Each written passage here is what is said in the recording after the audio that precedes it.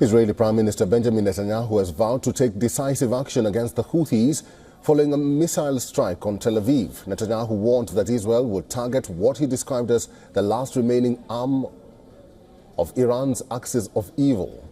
These are the visuals of Netanyahu inspecting weapons belonging to Hezbollah near Lebanon. The Prime Minister was checking Iran-backed group's mobile rocket launchers, among other weapons, which are confiscated by the IDF. Israeli military had failed to intercept the pre-dawn missile attack by the Houthis on Saturday. 16 people were injured in the attack, forcing many to flee. The strike on Tel Aviv marked the second attack on Israel by the Iranian-backed Houthis this week. The Houthis claim they are acting in solidarity with Palestinians who are embroiled in a conflict with Israel and Hamas in Gaza.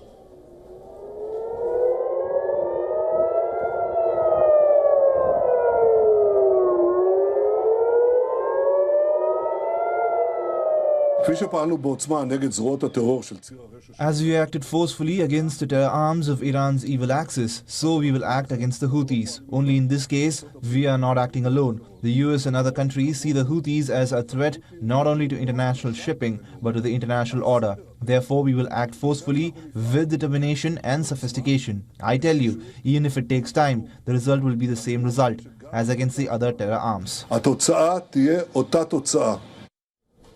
Netanyahu's latest comments came after the U.S. claimed it launched airstrikes targeting Yemen's rebel-held capital Sana'a hours after the Houthis hit Tel Aviv. Now, according to the U.S. Central Command, the targeted strikes included a Houthi missile storage center and a command and control facility.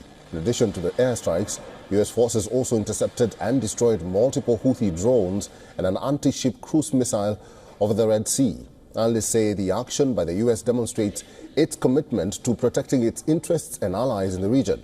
Meanwhile, Yemen's Houthi military spokesperson Yahya Sarriah claimed that they had targeted the aircraft carrier USS Harry Truman and accompanying destroyers in the Red Sea.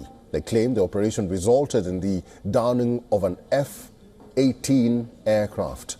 Contradicting Houthis' claims, U.S. military says that 2 U.S. Navy pilots were shot down over the Red Sea in an apparent case of friendly fire.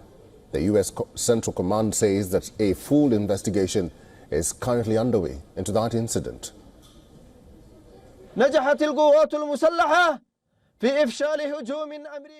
The armed forces have successfully thwarted an American-British attack on our country, during which the USS Harry S. Truman aircraft carrier and several of its destroyers were targeted in conjunction with the start of the aggressive attack on our country last night.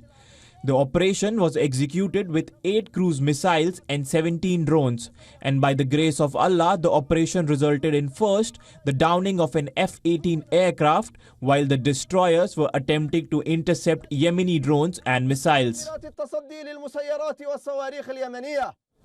The latest escalation comes as Israeli jets launched a series of strikes against energy and port infrastructure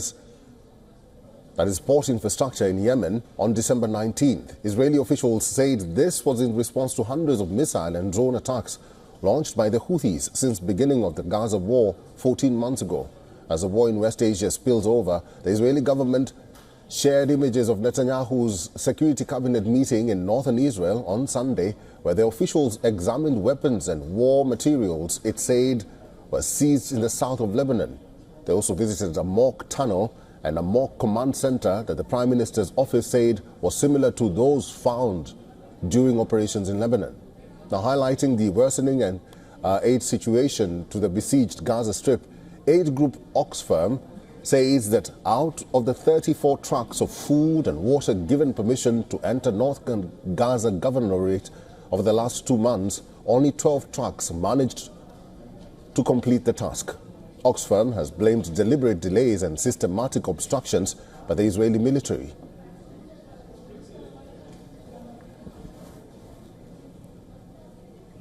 And for more on this, our correspondent Jody Cohen reports from Tel Aviv.